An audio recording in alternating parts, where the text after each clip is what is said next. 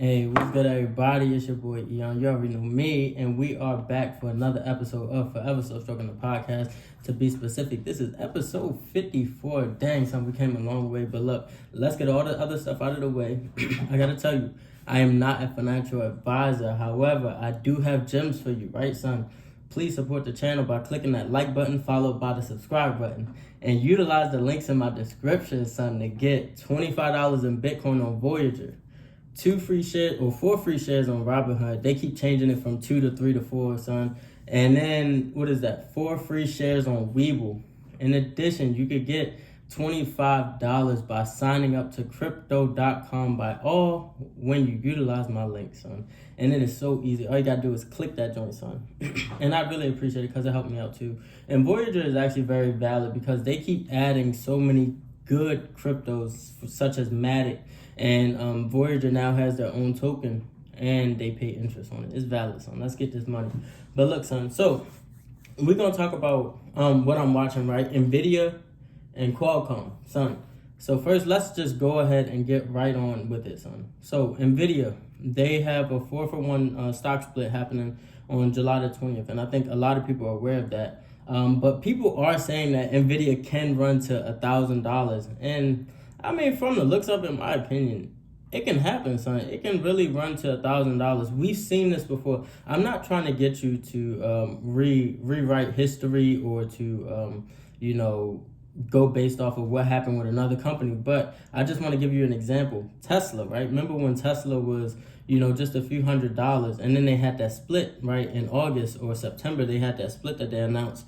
And Tesla really started running, and that's how we had Tesla going to like 900, 800, right, son? And then after the split, people started buying up all the shares, right? And then it started going to 900 again, but people was holding the bag, didn't want to take profit, and then Tesla fell down, and now Tesla's sitting at, around 700. I mean, it is what it is, but, get your money, you feel me, son? So, considering that, there's 2 weeks left, it's not too late to get in and make money out of this, right? In addition to that, that 2-week gap gives you enough time for the stock to pull back and then go back up, right, son? So it's going to pull back, meaning it's going to go bearish a little bit, and then it's going to go back bullish, right? And this is natural. It happens a lot with all securities. This is how you get securities to push higher, right? And I just want to point out something to you. So on the chart, as you can see right here, NVIDIA, well, if you're watching on YouTube, NVIDIA moved nearly $17 on Thursday, right?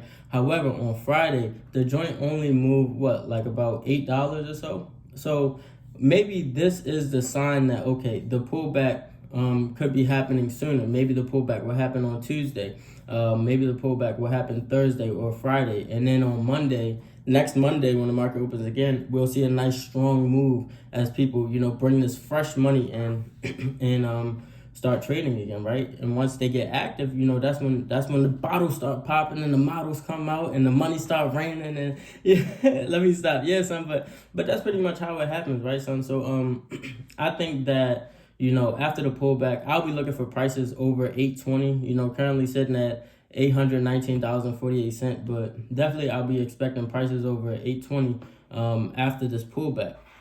And I'll be looking to get in the pullback as well, right? I had several opportunities, and I bluffed every time. Why? Because I was out on travel. I knew I wasn't brushing up on my game. I knew I wasn't going to be paying attention to my positions and everything like that, right? And that's probably why I took some losses this week and last week. But we're going to go over all this stuff, son. Next, Qualcomm. Qualcomm is a heavy watch for me after the bold statement that was made by the new CEO. And I said new like that because, number one, this is great for fundamentals. Whenever there's a new CEO, that is valid because now it brings a fresh perspective to the company. Now people are like, dang, they got a new CEO. Maybe this will be very good and they will make some changes. Just like with Ford. When Ford got their new CEO, they started making a lot of changes, and now Ford's stock is over like $15, you know what I'm saying? So keep that in mind, it's valid. So the new CEO believed that there's new chip technology that can compete with Apple, right? So they're saying, look, we can compete with Apple in terms of their laptops, right?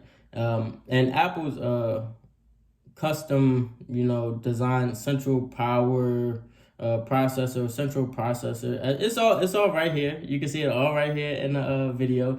But Apple's custom designed chip had a lot of efficiency, and it also boosted battery life in their laptops. I have all MacBook Pros, and I've had the older ones. I have the one that came out a few years ago, and I have the one that came out last year.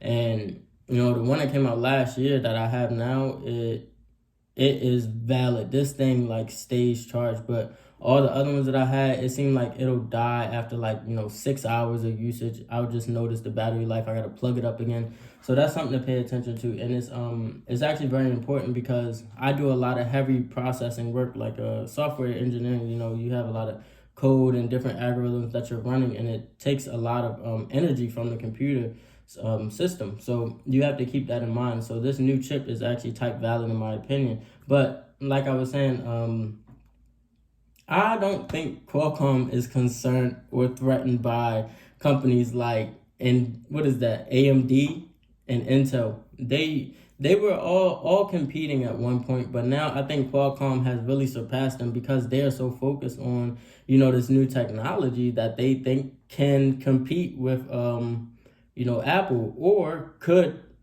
have the best chip in the market. It says it right here. He said on Thursday he believes his company can have the best chip on the market, and I think that's a bold statement. So you got to prove that. You really got to back up that type of information with some work, and I think that as a new CEO, he's willing to put that work in. Look, son.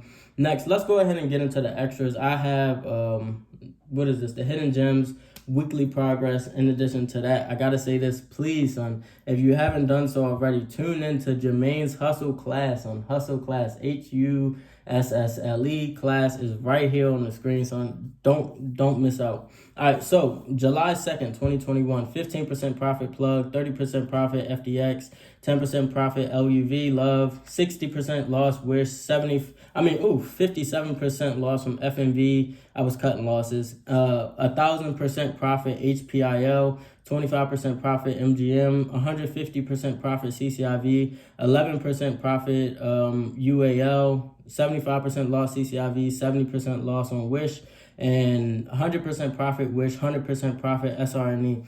That was that. Now, the hidden gems, or the extras as I like to call them, it seems like the EV markets are picking back up, right? So keep in mind NIO, CCIV, Tesla, Fisker, and Ford. Keep those on watch, and Ford's coming out with a new pickup truck, all electric, can power your house and all that. It's pretty tough. And also, I'm expecting a bull market after the release of the positive data that we had on Friday and Thursday. I'm expecting a bull market, right? So there's less unemployment and there's increased payroll. So that's really good for the economy. That's really good for the markets, because more people with more money can put more money into the market and make stocks go higher and higher and higher. Just look at SPY, son. Look at the QQQ. It's all given there. It's all proof in the pudding. Look, son, I'm Eon, and this is Forever Slow Stroking the podcast. I'm just here to give you guidance and perspective. If you need more help, please feel free to reach out. But for now, that's it. I'll catch y'all next week. All right, son, I'm out.